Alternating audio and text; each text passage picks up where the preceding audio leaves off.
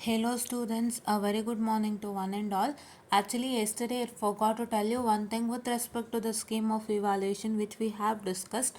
So yesterday I have released the scheme of evaluation discussion with respect to digital system design. So this question paper is August September 2020, and as I have told you that you have two models extra on Verilog, that's it. So all the others are same. So the model number 1 is same, model number 2 is same, and model number 3 is same, students, right? 4 and 5 will be different for you, that's it. Here it is digital system design, but you have digital system design using Verilog, so no worries, you can refer the question paper digital system design for the digital part without fail, right? And you also have the question paper on digital system design using Verilog only, so that one also I'm going to showcase to you. Okay, and here you can see that, so I need to discuss with respect to the marks. I haven't discussed with respect to marks because marks plays a major role in your examinations, right? So for example, ಯಾವುದೋ ಕಷ್ಟದ subject ನಿಮ್ಮ ಕೈಯಲ್ಲಿದೆ ಈಗ, so ಅದು ನಿಮಗೆ ಓದೋಕ್ಕೆ ತುಂಬ ಕಷ್ಟ ಆಗ್ತಾ ಇದೆ. ಸೊ ನಿಮಗೆ ಅದು ಹೇಗೋ ಪಾಸ್ ಮಾಡಬೇಕು ಅನ್ನೋ ಒಂದು ಐಡಿಯಾನ ನೀವು ತಲೆನಾಗ ಹಾಕ್ಕೊಂಡಿರ್ತೀರ. ಸೊ ಹಂಗೆ ಐಡಿಯಾ ಹಾಕ್ಕೊಂಡಾಗ ನಿಮಗೆ ಯಾರೋ ಒಬ್ಬರು ಇಷ್ಟು ಟಾಪಿಕ್ಸ್ ಓದಿ ಅಂತ ನಿಮಗೆ ಹೇಳ್ತಾರೆ ನಿಮ್ಮ ಹತ್ರ ಬಂದು. ಸೊ ಇಷ್ಟು ಟಾಪಿಕ್ಸ್ ನೀವು ಅವರು ಓದಿ ಅಂತ ನಿಮ್ಮ ಹತ್ರ ಬಂದು ಹೇಳಿದಾಗ, ಸೊ ನೀವು ಆ ಟಾಪಿಕ್ಸ್ನ ಬ್ಲೈಂಡಾಗಿ ಓದೋಕ್ಕಾಗುತ್ತಾ? ಆಗಲ್ಲ. Because we need to check for how much marks those topic comes, because if those topic will come for a very less marks in your exam, then you won't even reach your passing marks. ಅದಕ್ಕೆ ಏನೇನು topic ಓದ್ಕೊಳ್ಳಿ ಅಂತ ಹೇಳ್ತಾರೋ, please to check that topic is first coming for exams and that topic has a very good weightage. So ಆ ಪ್ರತಿಯೊಂದು topic ಅವ್ರು ಏನು ಹೇಳಿರ್ತಾರೆ ಅದರದ್ದು ಎಷ್ಟೆಷ್ಟು ಮಾರ್ಕ್ಸಿಗೆ ಬರುತ್ತೆ ಅಂತ ನೀವು ಕ್ಯಾಲ್ಕುಲೇಟ್ ಮಾಡಿದಾಗ ಪಾಸ್ಗಿಂತ ಜಾಸ್ತಿ ಇರಬೇಕು.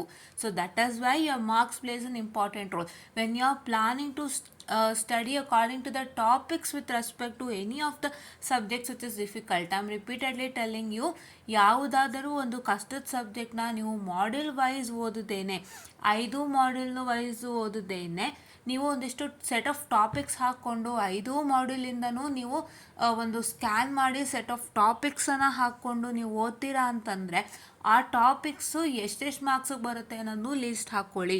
ಆವಾಗ ನೀವು ಎಷ್ಟು ಮಾರ್ಕ್ಸು ಓದಿದ್ದೀರಾ ಅಂತ ಗೊತ್ತಾಗತ್ತೆ, ಓದ್ತಾ ಇದ್ದೀರಾ ಅಂತ ಗೊತ್ತಾಗತ್ತೆ, ರೈಟ್? ಫಸ್ಟ್ ನಾಟ್ ಓದಿದ್ದೀರಾ, because will not study, no, first will scan and just make a list of topics ಅಲ್ವಾ.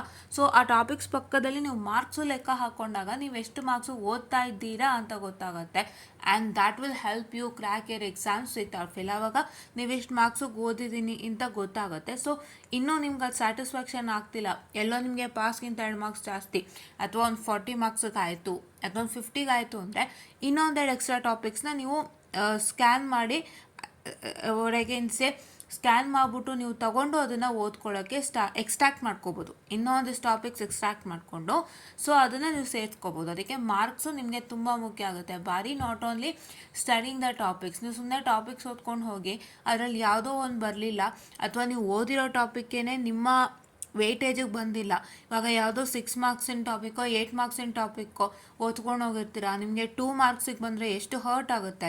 So that hurts a lot when you see the question paper. We have seen that many a times, ಆಯಿತಾ? ಅದು ನಮ್ಗಂತಲ್ಲ, ಎಲ್ಲರಿಗೂ hurt ಆಗುತ್ತದು.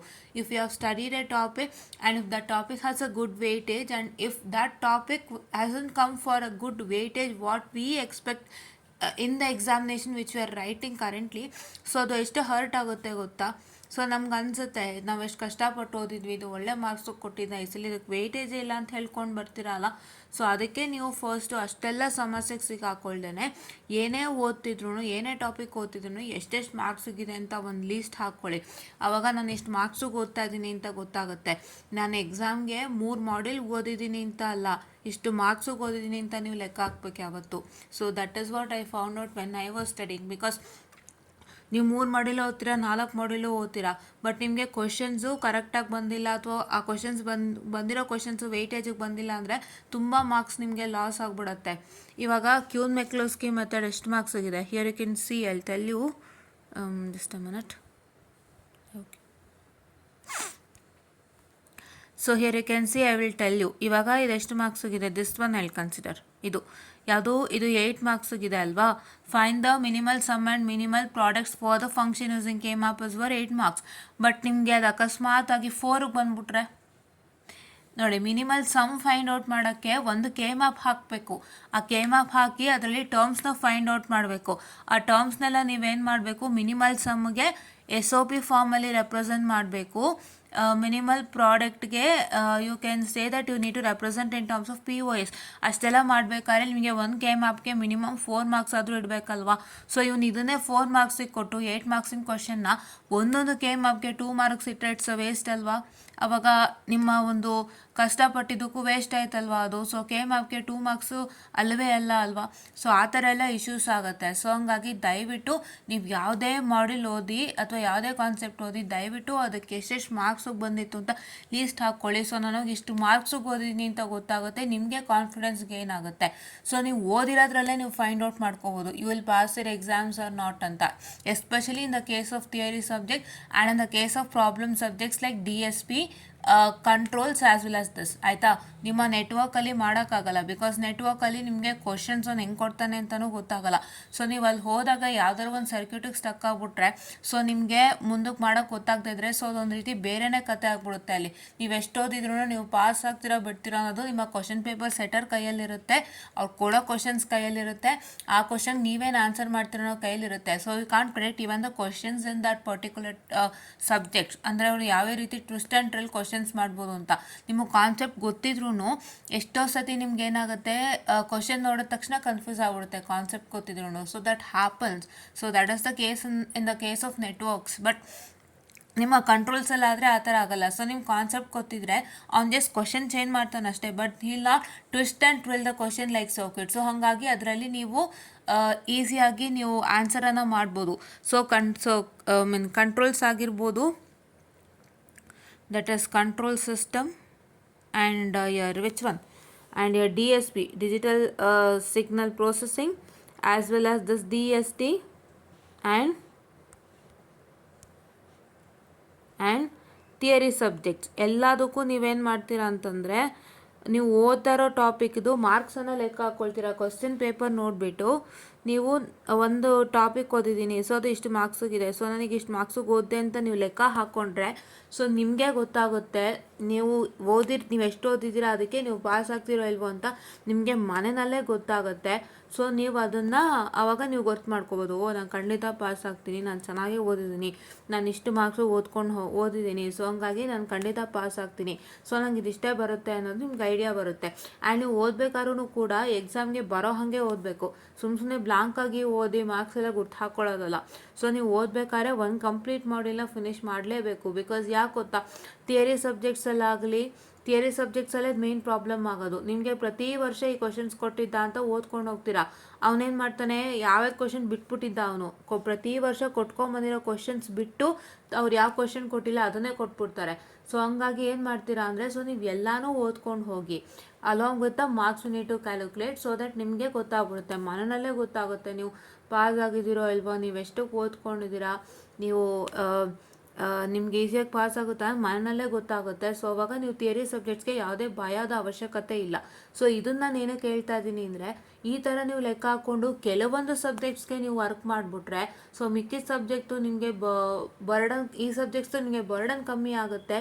And ನೀವು ಮಿಕ್ಕಿದ ಸಬ್ಜೆಕ್ಟ್ಸ್ಗೆ ಜಾಸ್ತಿ ಟೈಮನ್ನು ಕೊಡ್ಬೋದು. ಇಫ್ ಹ್ಯಾವ್ ಎನಿ ಡಿಫಿಕಲ್ಟ್ ಸಬ್ಜೆಕ್ಟ್ಸ್ಗೆ can give much time by doing this methodology for other subjects wherein you can reduce your burden ಅಂತ ನಾನು ಹೇಳ್ಬೋದು. Right? Yeah, that's what is one thing. Okay, yeah, ನಾನು ಅದಕ್ಕೆ ನಿಮಗೆ ಏನು ಮಾಡಿದೆ ಹೇಳಿ, ಸರ್ಕ್ಯೂಟ್ಸ್ ಆ್ಯಂಡ್ ಕಂಟ್ರೋಲ್ಸ್ ಹೇಳ್ಬೇಕಾದ್ರೆ the passing the tips for passing circuits and ಕಂಟ್ರೋಲ್ಸ್ಗೆ ನಾನು ಏನಂತ ಹೇಳಿದ್ದೆ ಹೇಳಿ, ಎಲ್ಲದಕ್ಕೂ ಮಾರ್ಕ್ಸೇ ಹಾಕಿದ್ದು ಪಕ್ಕದಲ್ಲಿ. ಏನಕ್ಕೆ, ನಿಮಗೆ ಗೊತ್ತಾಗಲಿ ನೀವು ಎಷ್ಟು ಮಾರ್ಕ್ಸು ಓದ್ತಿದ್ದೀರಾ ಅನ್ನೋದು ನೀವು ತಲೆಗೆ ಹಾಕ್ಕೊಳ್ಳಿ ಅಂತಷ್ಟೇ. ಆಯಿತಾ? So one who is very new for engineering and one who is very new for entering third semester, ದಯವಿಟ್ಟು ಈ ಟಿಪ್ಸ್ ಆ್ಯಂಡ್ ಟ್ರಿಕ್ಸನ್ನು ನೆನ್ಪಿಟ್ಕೊಳ್ಳಿ. ಇದನ್ನ ನೀವು ನೆನ್ಪಿಟ್ಕೊಂಡಿಲ್ಲ ಅಂತಂದರೆ ತುಂಬಾ ಕಷ್ಟ ಆಗುತ್ತೆ. ಸೊ ನೀವು ಎಲ್ಲನೂ ಕ್ಲಮ್ಸಿ ಮಾಡ್ಕೊಳ್ತೀರಾ, ಡಿಫಿಕಲ್ಟ್ ಸಬ್ಜೆಕ್ಟ್ಗೂ ಟೈಮ್ ಸಿಗ್ತಾ ಇರೋಂಗೆ ಆಗ್ಬಿಡುತ್ತೆ. ಸೊ ಈ ಥರ ಒಂದು ಮೆಥಡಾಲಜಿನ ದಯವಿಟ್ಟು ಅಳವಡಿಸ್ಕೊಳ್ಳಿ ಅಂತ ನಾನು ಹೇಳೋದಕ್ಕೆ ಇಷ್ಟಪಡ್ತೀನಿ. ಆಯಿತಾ? ಯಾ. ಸೊ ದಟ್ಟು ಇದನ್ನು ಮಾಡಬೇಕಾದ್ರೆ ನೀವು ಆಬ್ವಿಯಸ್ಲಿ ಈಸಿಯೆಸ್ಟ್ ಮಾಡ್ಯೂಲಿಂದನೇ ಸ್ಟಾರ್ಟ್ ಮಾಡಬೇಕು. ಈಸಿಯೆಸ್ಟ್ ಮಾಡ್ಯೂಲಿಂದ ಸ್ಟಾರ್ಟ್ ಮಾಡ್ಕೊಂಬಂದು ಮೀಡಿಯಮ್ಗೆ ಹೋಗಿ it is like easy medium D EMD easy medium and ಡಿಫಿಕಲ್ಟಿಂದನೇ ನೀವು ಸ್ಟಾರ್ಟ್ ಮಾಡ್ಕೊಂಡು ಹೋಗಬೇಕಾಗುತ್ತೆ. ಸೊ ಆ ಥರನೇ ನೀವು ಮಾಡ್ಕೊಂಡು ಹೋಗುವಾಗ ಮಾರ್ಕ್ಸ್ನ ಗುರ್ತು ಹಾಕ್ಕೊಳ್ಳಿ. ಒಂದೊಂದು ಟಾಪಿಕ್ ಓದಬೇಕಾದ್ರು ಸೊ ನಾನು ಈ ಟಾಪಿಕ್ ಓದಿದೆ, ಸೊ ಇದಕ್ಕೆ ಇಷ್ಟು ಮಾರ್ಕ್ಸ್ ಇದೆ, ಸೊ ಇಷ್ಟು ಮಾರ್ಕ್ಸಿಗೆ ಓದಿದೆ, ಇವಾಗ ಪುನಃ ನೆಕ್ಸ್ಟ್ ಟಾಪಿಕ್ಕು. ಆ್ಯಂಡ್ ಓದಬೇಕಾದ್ರೆ ಕ್ಲಿಯರ್ ಮೆಟೀರಿಯಲ್ ಇರಲಿ, ಮತ್ತು ನಿಮ್ಮ ಟೆಕ್ಸ್ಟ್ ಬುಕ್ಕಲ್ಲಿರೋವಂಥ ಆನ್ಸರೇ ನಿಮ್ಮ ಒಂದು ಆನ್ಸರ್ ಬುಕ್ಲೆಟಲ್ಲಿ ರೆಪ್ಲಿಕೇಟ್ ಆಗಂಗಾಗಲಿ. That is what is you need to make sure. Because ನೀವು ಟೆಕ್ಸ್ಟ್ ಬುಕ್ಕಲ್ಲಿ ಏನು ಆನ್ಸರ್ ಕೊಟ್ಟಿದ್ದಾನೆ ಅದನ್ನೇ ನೀವು ರೆಪ್ಲಿಕೇಟ್ ಮಾಡಿದ್ರೆ ಆದಷ್ಟು ನಿಮ್ಗೆ ಒಳ್ಳೆ ಮಾರ್ಕ್ ಸಿಗುತ್ತೆ. ಇಲ್ಲ ಅಂತಂದರೆ you can just go with scheme of valuation also. ಅಕಸ್ಮಾತ್ ಒಂದು ಸ್ಕೀಮ್ ಆಫ್ ವ್ಯಾಲ್ಯೂಯೇಷನಲ್ಲಿ ಸಿಂಪಲ್ ಆಗಿ ನಿಮಗೆ diagram sorry just a minute. And ನಾನು ಥಿಯರಿ ಬಗ್ಗೆ ಯಾಕೆ ಮಾತಾಡ್ತಾ ಇದ್ದೀನಿ ಅಂದರೆ ಈ ಸಬ್ಜೆಕ್ಟಲ್ಲಿ ಮಾಡೆಲ್ ನಂಬರ್ 3ಇಂದ ಸ್ಟಾರ್ಟ್ ಆಗಿ ನಿಮಗೆ 4 ಆ್ಯಂಡ್ 5 ಎಲ್ಲ ಥಿಯರಿನೇ. ಸೊ ಹಾಗಾಗಿ ಮಾಡೆಲ್ ನಂಬರ್ 3 ಕೆಲವೊಂದು ಪಾರ್ಟ್ ಥಿಯರಿ ಅನಿಸುತ್ತೆ. ಮಾಡೆಲ್ ನಂಬರ್ 3 ಕೆಲವೊಂದು part theory, model number 4 and 5 completely theory. So ಅದಕ್ಕೆ ನಾನು ಇಲ್ಲಿ ಥಿಯರಿ ವಿಷಯನೂ ಮಾತಾಡ್ತಾ ಇದ್ದೀನಿ, ದಯವಿಟ್ಟು ಅರ್ಥ ಮಾಡ್ಕೊಳ್ಳಿ. This a combination of theory and problem, right? ಇದು ಡಯಾಗ್ರಾಮ್,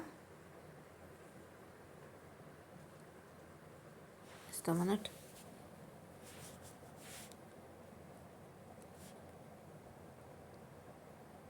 ಓಕೆ, ಡಯಾಗ್ರಾಮ್ ಮತ್ತು ಅವ್ರ ಅಕಸ್ಮಾತ್ ಥಿಯರಿ ಅಂತ ಈ ಥರ ಏನಾದರೂ ಕೊಟ್ಬಿಟ್ಟಿದ್ರೆ ಅವ್ರ ಸ್ಕೀಮ್ ಆಫ್ ವ್ಯಾಲ್ಯೂಯೇಷನಲ್ಲಿ ಜಸ್ಟ್ ಡಯಾಗ್ರಾಮ್ಗೆ ಇಷ್ಟು ಮಾರ್ಕ್ಸು, ಥಿಯರಿಗೆ ಇಷ್ಟು ಮಾರ್ಕ್ಸು ಅಂತ ಸುಮ್ಮನೆ ಜಸ್ಟ್ ಬರೀ ಡಯಾಗ್ರಾಮ್ ಮತ್ತು ಥಿಯರಿ ಅಂತ ಬರೆದಿದ್ರೆ ಆವಾಗ ನೋಡಬೇಕಾಗುತ್ತೆ. ಬಟ್ ಅಕಸ್ಮಾತ್ ನಿಮ್ಮ ಸ್ಕೀಮ್ ಆಫ್ ವ್ಯಾಲ್ಯೂಯೇಷನಲ್ಲಿ ಇನ್ ಡೀಟೇಲ್ ಆಗಿ ಕೊಟ್ಟಿದ್ರೆ ಥಿಯರಿಟಿಕಲ್ ಸಬ್ಜೆಕ್ಟ್ಗೆ, ಸೊ ದಯವಿಟ್ಟು ಅದನ್ನೇ ನೀವು ಓದ್ಕೊಂಡು ಬರೆಯೋದಕ್ಕೆ ಟ್ರೈ ಮಾಡಿ ಅಂತ ನಾನು ಹೇಳೋದಕ್ಕೆ ಇಷ್ಟಪಡ್ತೀನಿ. ಅಂದರೆ ಕೆಲವೊಂದ್ರಲ್ಲಿ ಏನಾಗುತ್ತೆ ಗೊತ್ತಾ, ಜಸ್ಟು ಡಯಾಗ್ರಾಮ್ ಅಂತ ಹೇಳಿಬಿಟ್ಟು ಜಸ್ಟ್ ಏನು ಮಾಡ್ತಾರೆ ಅವರು, ಒಂದು 3 ಮಾರ್ಕ್ಸ್ ಅಂತ ಮೆನ್ಷನ್ ಮಾಡಿಬಿಡ್ತಾರೆ. ಆಮೇಲೆ ಬರೀ ಅದಕ್ಕೆ ಎಕ್ಸ್ಪ್ಲನೇಷನ್ ಅಂತ ಒಂದು ವರ್ಡನ್ನು ಬರೆದ್ಬಿಟ್ಟು ಅದ್ರ ಪಕ್ಕದಲ್ಲಿ ಒಂದು 4 ಮಾರ್ಕ್ಸ್ ಅಂತಲೂ ಬರೆದ್ಬಿಡ್ತಾರೆ. ಸೊ ಆ ಥರ ಬರೆದಾಗ ನೀವೇನು ಮಾಡೋಕ್ಕಾಗಲ್ಲ. ಬಟ್ ಇನ್ ಡೀಟೇಲ್ ಎಕ್ಸ್ಪ್ಲನೇಷನ್ ಕೊಟ್ಟಿದ್ರೆ ಆ ಒಂದು ಕ್ವಶನ್ಗೆ ನಿಮ್ಮೊಂದು ಸ್ಕೀಮ್ ಆಫ್ ವ್ಯಾಲ್ಯೂಯೇಷನಲ್ಲಿ ದಯವಿಟ್ಟು ಅದನ್ನು ಯೂಟಿಲೈಸ್ ಮಾಡಿಕೊಂಡು ಅದನ್ನೇ ಓದೋದಕ್ಕೆ ಟ್ರೈ ಮಾಡಿ. And please to make sure that you are at most write the content which is there in the text book for a given particular topic, right? So ಇವಾಗ ನಾನು marks ಬಗ್ಗೆ ಮಾತಾಡೋದಾದರೆ, so with respect to this particular, place the following equations into proper canonical forms you have for 6 marks. 6 marks ಇದ್ರ ಬಗ್ಗೆ ನಾವು ಮಾತಾಡಿಲ್ಲ, marks ಬಗ್ಗೆ ನಿನ್ನೆ. ಸೊ ಅದೇ ಮೇಯ್ನ್ ಅಲ್ವಾ ನಾವು ಮಾತಾಡೋಕ್ಕೆ. ಸೊ ಇಟ್ಸ್ ಫಾರ್ 6 ಮಾರ್ಕ್ಸ್ ಅಂದರೆ ಏನಾಯಿತು, ಸೊ ಒಂದು ಕ್ವಶನ್ಗೆ ತಲಾ 3 ಮಾರ್ಕ್ಸ್ ಆಯಿತು, right? It's weightage is 6 marks. So ಈ ಮಾರ್ಕ್ಸ್ ನೆನ್ಪಿಟ್ಕೊಳ್ಳಿ. ಪ್ರತಿಯೊಂದು ಕ್ವಶನ್ದು ವೇಟೇಜ್ ನೆನ್ಪಿಟ್ಕೊಂಡ್ರೆ ನಿಮಗೆ ಇನ್ನೂ ಈಸಿ ಆಗುತ್ತೆ ಓದೋಕ್ಕೆ ಅನ್ನೋದು ನನ್ನ ಭಾವನೆ. ಸೊ ಅವಾಗ ಹೆಚ್ಚಿನ ಮಾರ್ಕ್ಸಿನ ಒಂದು ಕ್ವಶನ್ಗೆ ಜಾಸ್ತಿ ವರ್ಕೌಟ್ ಮಾಡ್ಬೋದು. This is 6 marks, right? So ಇವಾಗ identify all the prime and DPI of the Boolean function using K map. So ಇದು 6 ಮಾರ್ಕ್ಸು. ಇದು ಹೆಂಗೆ 6 ಮಾರ್ಕ್ಸ್ ಹೇಗೆ ಡಿವೈಡ್ ಮಾಡಿದ್ದಾರೆ ಅಂದರೆ 3 for your K map and 3 for your what I can say the which one, that is your PI and DPI table, right? ಇಲ್ಲೇನು ಮಾಡಿದ್ದಾರೆ, prime implicant and essential prime ಇಂಪ್ಲಿಕೆಂಟ್ ಅಂತ ಬರೆದಿದ್ದಾರೆ. ನಾನೇನು ಹೇಳ್ಕೊಟ್ಟೆ, ಸಬ್ ಕ್ಯೂಬ್ ನಂಬರ್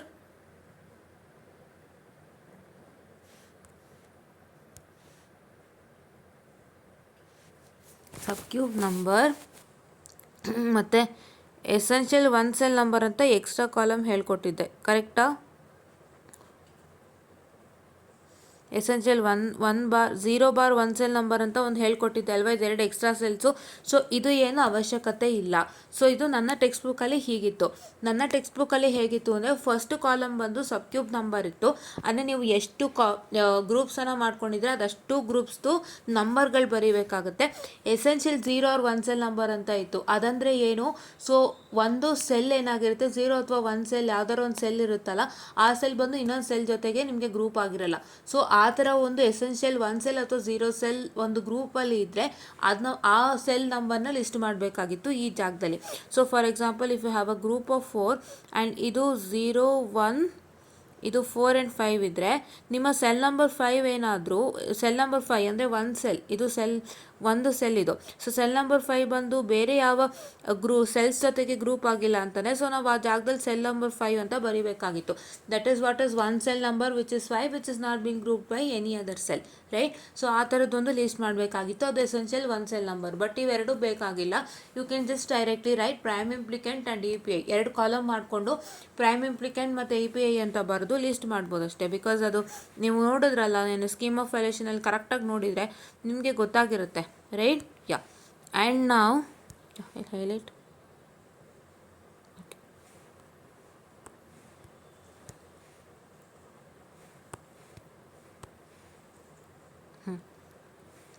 ಓಕೆ. ಸೊ ಇವಾಗ next ನಾವೇನು ಮಾಡ್ಬೋದು, word problem ನೋಡಿದ್ರೆ it is 5 marks. Word problem ಏನಾಯಿತು 5 ಮಾರ್ಕ್ಸ್ಗಿದೆ. ಸೊ ಎಷ್ಟು ಮಾರ್ಕ್ಸ್ಗೆ ಬರುತ್ತೆ ಅಂತ ಹೇಳಕ್ಕೆ ಬರಲ್ಲ. According to the given word problem he'll set the marks, ಆಯಿತಾ. ಬಿಕಾಸ್ ನಮಗೆ ವರ್ಡ್ ಪ್ರಾಬ್ಲಮ್ ಅಂದರೆ ಇದು ಒಂದೇ ಇಲ್ಲ, ಅದರ many different word problems that you can see and you will get this word problems. ಇದು ಏನಂದರೆ ಸೊ ಟ್ರೂತ್ ಟೇಬಲ್ ಕನ್ಸ್ಟ್ರಕ್ಟ್ ಮಾಡುವಂಥದ್ದು, ಯಾವ ರೀತಿ ಒಂದು ಡಾಟಾಯಿಂದ ಟ್ರೂತ್ ಟೇಬಲ್ ಕನ್ಸ್ಟ್ರಕ್ಟ್ ಮಾಡುವಂಥದ್ದು. ಸೊ ನಾನು ಅದನ್ನ ಬಿಗಿನಿಂಗಲ್ಲಿ ಒಂಚೂರು ಹೇಳ್ಕೊಟ್ಟಿದ್ದೆ ಅನಿಸುತ್ತೆ, ಸೊ ಅದೇ ವರ್ಕ್ ಆಗುತ್ತೆ. ಬಟ್ ಅದಕ್ಕಿಂತ ಹೆಚ್ಚಾಗಿ ಕ್ವಶನ್ ಪೇಪರ್ ಇರೋವಂಥ ಡಾಟಾ ನೋಡಿದ್ರೆ ತುಂಬ ಯೂಸ್ ಆಗುತ್ತೆ ಅಂತ ನಾನು ಹೇಳಕ್ಕೆ ಇಷ್ಟಪಡ್ತೀನಿ. ಸೊ ಇನ್ನಷ್ಟು ಸಿಕ್ಕಿದ್ರೆ ಖಂಡಿತ ಮಾಡೋಣ, right. This will also come for exams, you should not neglect this word problems also, right. And ಈ ವರ್ಡ್ ಪ್ರಾಬ್ಲಮ್ಸ್ಗೆ ನಿಮ್ಮ ಜನರಲ್ ನಾಲೆಡ್ಜ್ ತುಂಬ ಹೆಲ್ಪ್ ಆಗುತ್ತೆ. ನೋಡಿ ಇಲ್ಲಿ ಏನು ಕೇಳಿದ್ದಾನೆ, represent the number of days in a month for a non leap year by truth table. Non leap year is general knowledge ಅಲ್ವಾ. ಸೊ ನಿಮ್ಮ ಒಂದು ಕ್ಯಾಲೆಂಡ್ರಲ್ಲಿ ನಾನ್ ಲೀಪ್ ಇಯರ್, ಕ್ಯಾಲೆಂಡ್ರಲ್ಲಿ ವರ್ಷಗಳು ಬರುತ್ತಲ್ಲ, ಅದರಲ್ಲೇ ತಿಂಗಳುಗಳು ಸೇರಿ ಒಂದು ವರ್ಷ ಆಗುತ್ತಲ್ಲ, ಅದೇ non leap year. So leap year ಅಂತಂದರೆ 5 ವರ್ಷಕ್ಕೊಂದ್ಸಲಿ ಬರೋ ಅಂಥದ್ದು. ಸೊ ಅದು ಬಿಟ್ಟು ಬೇರೆ ಎಲ್ಲ ವರ್ಷವೂ ನಾನ್ ಲೀಪ್ ಇಯರ್. 5 ವರ್ಷಕ್ಕೆ ಬರೋವಂಥದ್ದು ಒಂದ್ಸಲಿ ಬರುತ್ತಲ್ಲ, 5 years ಒನ್ಸ್, ಅದೇ ಲೀಪ್ ಇಯರ್. ಇನ್ನು ಮಿಕ್ಕಿದೆಲ್ಲ ಏನು ನಾನ್ ಲೀಪ್ ಇಯರು. ಸೊ ಇವೆಲ್ಲ just general knowledge that you have and ಅದನ್ನು ಉಪಯೋಗಿಸ್ಕೊಂಡು ಕೇಳಿದ್ದಾರೆ. ಸೊ ನಿಮಗೆ ಹೆಚ್ಚು ಜನರಲ್ ನಾಲೆಡ್ಜ್ ಬಗ್ಗೆ ಜ್ಞಾನ ಇದ್ದರೆ you can even easily solve this word problems without fail, right. Yeah. So then find all the prime implicants of the function in Kuhn-Mikulski always for 10 marks. So Kuhn-Mikulski ನಾನು ಮಾಡ್ಕೊಡ್ತೀನಿ, ಇದು ನಿಮ್ಮ ಜೀವನ ಉಳಿಸತ್ತೆ ಅಂತಲೇ ಹೇಳ್ಬೋದು. 10 ಮಾರ್ಕ್ಸ್ ಅಂದರೆ ತುಂಬ ಒಳ್ಳೆ ಮಾರ್ಕ್ಸ್ಗೆ ಬಂದಿದೆಯಲ್ಲ. ಸೊ ಇದು ಯಾವತ್ತೂ 10 ಮಾರ್ಕ್ಸಿಗೆ ಇಲ್ಲದೆ ಬಂದೇ ಇಲ್ಲ. 8ಗೆ ಬಂದಿರ್ಬೋದು, ನಂಗೆ ಗೊತ್ತಿಲ್ಲ, ಬಟ್ 10 ಮಾರ್ಕ್ಸಿಗಂತೂ ಪಕ್ಕ, right. Yeah. And this is simplify the given Boolean equation using K map. So ಇದು 5 ಮಾರ್ಕ್ಸ್, ಇದ್ರಲ್ಲಿ ಏನೂ ಇಲ್ಲ. ನೀವೇನು ಮಾಡಬೇಕು, ಒಂದು ಕೆ ಮ್ಯಾಪ್ ಹಾಕ್ತೀರಾ, plus you going to write the terms, ಅಂದರೆ ಗ್ರೂಪ್ದು ಏನೇನು ರಿಸಲ್ಟ್ ಬರುತ್ತೆ ಅದನ್ನ ಬರೋದು. ಸೊ ಅದನ್ನೆಲ್ಲ ನೀವು POS ಫಾರ್ಮಲ್ಲಿ ಬರೀತೀರಾ. ಸೊ ಇದಕ್ಕೆ 5 ಮಾರ್ಕ್ಸು ರಿಕ್ವೈರ್ಡ್, ಅಂದರೆ 5 ಮಾರ್ಕ್ಸ್ ಇದಕ್ಕೆ ವರ್ತ್ ಅಂತಲೇ ಹೇಳ್ಬೋದು. ಸೊ ಇವಾಗ ನಾನು ನೆಕ್ಸ್ಟ್ ಏನು ಮಾಡ್ತೀನಪ್ಪ ಅಂದರೆ, ಅಲ್ಲಿ ಕೊಟ್ಟು ಸ್ಕೀಮ್ ಆಫ್ ವ್ಯಾಲ್ಯೂಷನ್ ನೋಡಿ ಕರೆಕ್ಟಾಗಿ ಕೊಟ್ಟಿದ್ದಾನೆ. ನೋಡಿ ಕರೆಕ್ಟಾಗಿ ಕೊಟ್ಟಿದ್ದಾನೆ. ಏನಂತ ಕೊಟ್ಟಿದ್ದಾನೆ, 3 + 3 ಅಂತ ಕೊಟ್ಟಿದ್ದಾನೆ. So just a minute, I will just bring it down. 3 + 3 ಅಂತ ಕೊಟ್ಟಿದ್ದಾನೆ ನೋಡಿ. ಇದಕ್ಕೆ 3, ಇದಕ್ಕೆ 3. ನಾನು ಹೇಳಿದ್ದು ಸರಿ ಹೋಯ್ತಾ? ಓಕೆ. ಸೊ ನೆಕ್ಸ್ಟ್ ನೋಡಿ, ಇದಕ್ಕೂ ಅಷ್ಟೇ ನಾನೇನು ಹೇಳಿದೆ, 3 + 3 ಅಂತ ಹೇಳಿದೆ. ಯಾವುದಕ್ಕೆ? ಇದಕ್ಕೆ 3 + 3 ಅಂತ ಹೇಳಿದೆ. PI ಮತ್ತು API ಟೇಬಲ್ಗೆ 3 ಅಂತ ಅವಾಗಲೇ ಹೇಳಿದ್ದೆ. ಸೊ ಕರೆಕ್ಟಾಗಿ ಮಾಡಿದ್ದಾರೆ, ಆಯಿತಾ. ಸೊ ಇದು 4 + 4, ನಾನೇನು ಹೇಳಿದೆ, ಇದಕ್ಕೆ 4, ಇದಕ್ಕೆ 4 ಅಂತ ಹೇಳಿದೆ ತಾನೆ. So it's correct. So next thing ನೋಡಿ, ಇದಕ್ಕೆ 4 + 1 ಹೇಳಿದ್ದಾರೆ, ರೈಟ್. ಇದಕ್ಕೆ 4 + 1 ಹೇಳಿದ್ದಾರೆ, ಅಂದರೆ 4 marks for your K map and 1 marks for this particular equation. 4 marks for this K map and 1 marks for this particular equation. So 2 ಥರ ಈಕ್ವೇಷನ್ ಬರೀಬೋದು. ಸೊ ಇದಕ್ಕೆ 1 ಮಾರ್ಕ್ಸನ್ನು ಕೊಟ್ಟಿದ್ದಾರೆ. So this is what is how the marks distribution go on. And let's see if you get for more marks than 8 or 6 in the case of K-map. Let's see with respect to that. ಹಂಗೆ ಕೊಡೋದಾದರೆ 2 question ಕೊಡಬೇಕಾಗುತ್ತೆ. If you want to give it for more marks with respect to K-map, you need to give 2 questions. That is, one is sub question 1 and sub question 2 ಕೊಡಬೇಕಾಗುತ್ತೆ. ಒಂದು single question ಕೊಡೋಕ್ಕಾಗಲ್ಲ, right. And this is what I was about to tell you. And please do make sure that you watch our videos without fail. And please do make sure that you like, share and subscribe and share it to many more who are in need. And please do press the bell icon to get more and more updates on our channel. And please do press all subscription buttons so that all in the notification bell button so that you will easily get the updates wherever you are. And please do make sure that you watch yesterday's scheme of evaluation discussion with respect to this DST, that is digital system design without fail.